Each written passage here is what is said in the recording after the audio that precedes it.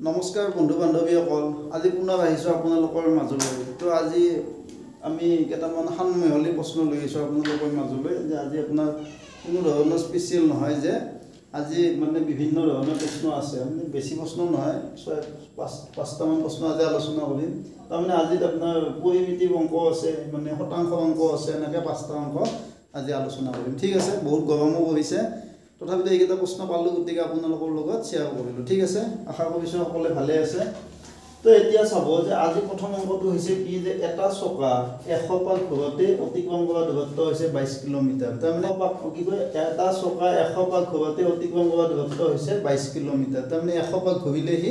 22 kilometre যায় ঠিক আছে তো এতিয়া আমি চকাটোৰ ব্যাসাৰ্ধ উলিয়াব লাগে ব্যাসাৰ্ধ মানে চকাটো আমাৰ বৃত্তাকাৰ গতিকে ব্যাসাৰ্ধ মানে আপোনালোকৰ এইটো ব্যাসাৰ্ধ হ'ব ঠিক আছে কেন্দ্ৰৰ পৰা মানে পৰিধিলৈ দূৰত্ব মানে এই ৰেখা বক্ৰৰেখাটোলৈ দূৰত্ব ঠিক আছে তো এতিয়া চাব অপচন দিয়া আছে 45 মিটাৰ 21 মিটাৰ 28 মিটাৰ আৰু 35 মিটাৰ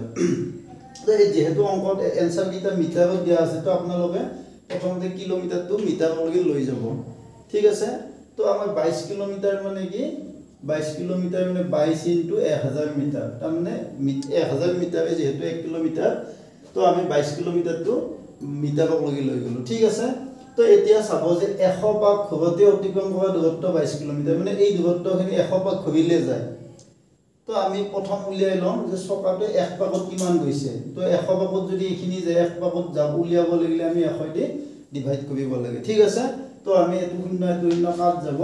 তাৰ মানে 1 পাকত চকাটো কিমান যাব 220 মিটাৰ যাব ঠিক আছে তো 220 মিটাৰ যাব তো এতিয়া মই যে 1 পাকত উলিয়াই ললো 1 পাকত কিয় উলিয়াই লৈছো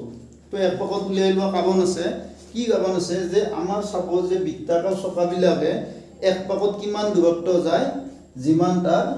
পৰিধি ঠিক আছে তো 1 পাকত যোৱা দূৰত্ব মানে হৈছে তাৰ এই যিখিনি বক্ৰৰেখা আছে বক্ৰৰেখাটোলৈ মুঠ দৈৰ্ঘ্যটো পৰিধি বুলি কয় আমাৰ তো 1 পাকত যোৱা দূৰত্বটো হৈছে পৰিধিটো চকাটোৰ পৰিধি তো চকাটোৰ পৰিধি কি আছিল সূত্ৰটো 2 পাই r ঠিক আছে তো 2 পাই r মানে আমি কি লিখি দিব পাৰো 220 লিখি দিব পাৰো এতিয়া আপোনালোকে 2 পাই r মানে 220 লিখি দিও ঠিক আছে চকাটোৰ পৰিধি 2 পাই r আছে তো এতিয়া চাব যে 2 পাই মানে আচলতে 7/22 r ইজুগেল 220 এটো তো এতিয়া তো আপোনালোকে এই যেহেতু ওপৰত আছে এটা 22 2 বিলাক পূৰণ হৈ আছে তো এটো আপোনালোকে কেনসেল কৰি দিব 22 * 22 22 * 22 আৰু শূন্য এটা আছে ঠিক আছে 22 কেনসেল কৰি দিলো ঠিক আছে 22 * 22 22 * 22 এটো শূন্যটো আছে ঠিক আছে আকৌ এই দুইটো যেহেতু ওপৰতে আছে 2 1 * 2 2 5 * 10 ঠিক আছে তো আমাৰ এতিয়া মানে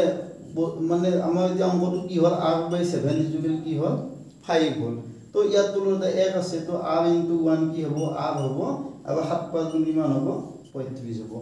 ঠিক আছে তো চকাটো r মানে চকাটো ব্যাসাৰ্ধ তো চকাটো ব্যাসাৰ্ধ কিমান হ'ব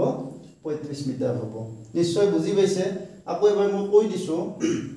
যে প্ৰথমতে আপোনালোকে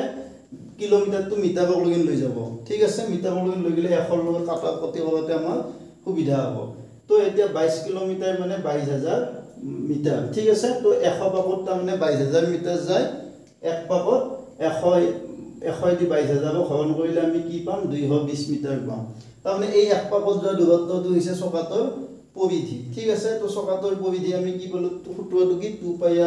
পাই r আছিল তো 2 পাই r ইকুয়াল 220 তো পাই মানটো বহুৱাই দিব পাই মানে 7/22 r এটো 220 তো মই এখানে অংক হিচাপে কৰা নাই গো আমাৰ যেহেতু সময় কথা আছে তো আপোনালোকে এটা কাম কৰিব ওপৰত জেনাকে থাকিলে 22 মানে কাটা কাটি কৰিব পাৰি 22 * 22 22 * 22 শূন্যটো ইয়াতে দি দিব এটো শূন্য তো 2 1 * 2 2 5 * 10 তো এনেকুৱা এটা আকাৰ হ'ব তো 7 5 কিমান হ'ব 35 হ'ব ঠিক আছে নিশ্চয় বুজি পাইছে তো আমাৰ প্ৰথম অংকটো হৈ গ'ল দ্বিতীয় অংকটো চাব দ্বিতীয় অংকটো কি দিয়া আছে এখন বিদ্যালয়ত 100 জন ছাত্ৰ ছাত্ৰী আছে 40% ছোৱালী বিদ্যালয়খনত ছোৱালীৰ সংখ্যা কিমান তো আপোনালোকে গম পাইছে যে 1000 জনৰ কিমান শতাংশ ছোৱালী 40% বঢ়িয়াকৈ লিখি দিও 1000 ৰ 40% কি ছোৱালী ঠিক আছে তো 1000 ৰ মানে পূৰণ চিন আমি গণিতত পূৰণ চিন বুলি ভাবো 40% মানে কি 100/40 শূন্য শূন্য কাট যাব কিমান হল 4 * 100 কিমান 400 তাৰ মানে 1000ত কিমান জনী ছোৱালী আছিল 4,000 ছোৱালী আছিল ঠিক আছে নিশ্চয় বুজি পাইছে তো এতিয়া চাব আমাৰ 3 নম্বৰ অংকটো মানে যদি দেখাটো টান যেন লাগিছে টান নহয় মানে আমি পূৰণ কৰি মৰবা নালাগে আপোনালোকে তো এনেকুৱা অংক দেখাবলে আপোনালোকে এটা সূত্ৰ ইউজ কৰি দিব তো এটো সূত্ৰ আসলতে a + b whole square - 4ab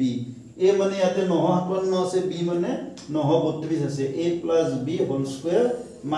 4ab তাৰ মানে আপোনালোকে বেলেগ একো কৰিব নালাগে এটো মানে আসলতে a - b হোল স্কয়াৰ ঠিক আছে তো a মানে ইয়াতে 957 আছে b মানে 932 তো আপোনালোকে 957 পৰা 932 বিয়োগ কৰি দিব কিমান পাব 7 2 গলে 5 5 3 গলে 2 তো এটোৰ পৰা এটো বিয়োগ কৰিলে কিমান হ'ল 25 আৰু 25 দুটা পূৰণ কৰিলে কি হ'ব 625 ঠিক আছে নিশ্চয় বুজি পাইছে যে এটো সূত্ৰ এটা এটো কি a + b whole square - 4ab তাৰ মানে a - b whole square a পৰা এটো a মানে এটো b মানে এটো 932 তো এটোৰ পৰা এটো বিয়োগ কৰি দিব কিমান পালো আমি চাই লও একবাৰ 957 932 7 2 গলি 5 5 3 গলি 2 ঠিক আছে 25 পালো তো এটা 25 এর স্কয়ারটো আকৌ আপোনালোকে বেলেগ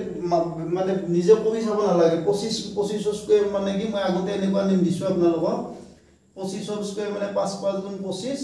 2 পিছত কি আছে 3 3 2 গুণ 2 পিছৰ সংখ্যাটো 3 3 2 গুণ কিমান 6 তো आंसरটো কিমান হ'ব 625 তাৰ মানে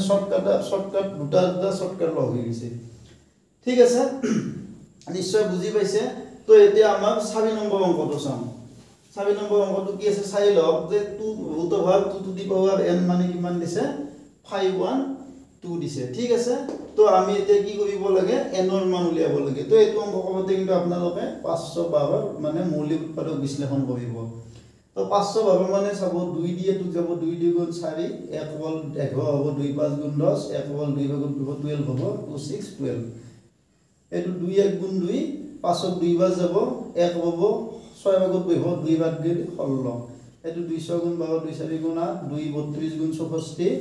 2 16 32 2 8 গুণ 16 18 তে 2 4 গুণ 8 2 2 গুণ 4 তানে 512 মানে 2 কেইটা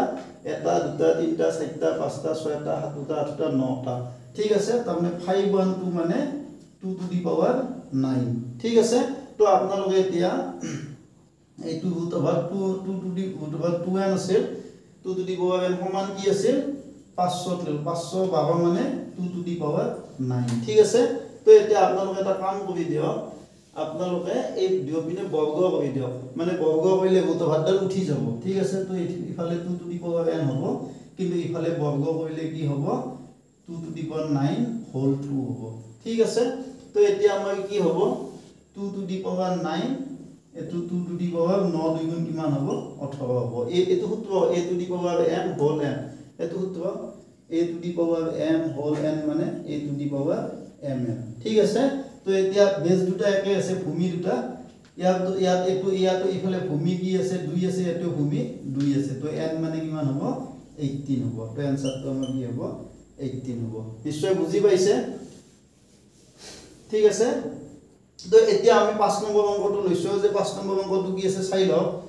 এটা কলম 20 টকাত কিনি 2 টকা লাভত বিক্ৰী কৰিলে শতকৰা লাভ কিমান অপচন দিয়া আছে 10 15 5 35 তো এতিয়া চাব আমাৰ 5 নম্বৰ অংকটো চাব যে ইয়াতে কি দিছে যে এটা কলম 20 টকাত কিনি এটো 20 দিও চাই লব 20 টকাত কিনি 2 টকা লাভত বিক্ৰী কৰিলে শতকৰা লাভ উলিয়াব দিছে শতকৰা লাভ কিমান তো এটো 10 টকা দিছে 15 টকা দিছে 5 টকা দিছে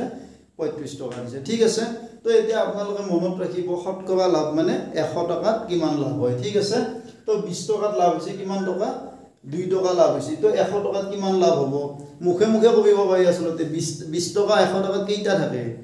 কেইটা 20 টকা লগ হৈ পেলে 100 টকা হয় পাঁচটা লগ হৈ গতিকে এটা 20 টকাত লাভ হয় 2 টকা পাঁচটা 20 টকাত লাভ হ'ব কিমান টকা 5 2 গুণ 10 টকা তো আপোনালোকে যে অংক হিচাপত কৰিলে ইংগে কবিব 20 টকাত লাভ হয় 2 টকা 1 টকাত 20 ভাগে 2 100 টকা 20 ভাগে 2 ইনটু 100 20 से দিবা 100 5 বাৰ যাব 5 2 গুণ 10 টকা এনেকে পাতি নকৰিলে হয় আপোনালোকৰ যেহেতু সময় কম লাগে তো আমি এনেকে কৰিব পাৰো যে 20 টকাত লাভ হয় কেই টকা 2 টকা শতকৰা লাভ উলিয়াব মানে কিমান উলিয়াব দিছে 100 টকাত লাভ কিমান হয় 100 টকাত 20 টকা 100 টকাত কেইটা থাকে পাঁচটা থাকে তো এটা 20 টকাত 2 টকা লাভ হয় পাঁচটা 20 টকাত কিমান হ'ব 2 টকা 2 টকাকে 5 বাৰ 5 2 গুণ 10 টকা এনেকুৱা আমাৰ এনেকৈ কবি নাচালেও কথা নাই আৰু কবিলো আপোনালোকে কবিব পাৰে বেছি সময় নাখায় ঠিক আছে তো আশা কৰিছোঁ ভিডিঅ'টো চাই ভাল পাইছে যদি ভাল পাইছে মোৰ ভিডিঅ'টো লাইক কৰিব শ্বেয়াৰ কৰিব আৰু কমেণ্ট কৰিব আৰু ভিডিঅ'টো ছাবস্ক্ৰাইব কৰিব নাপাহৰিব ধন্যবাদ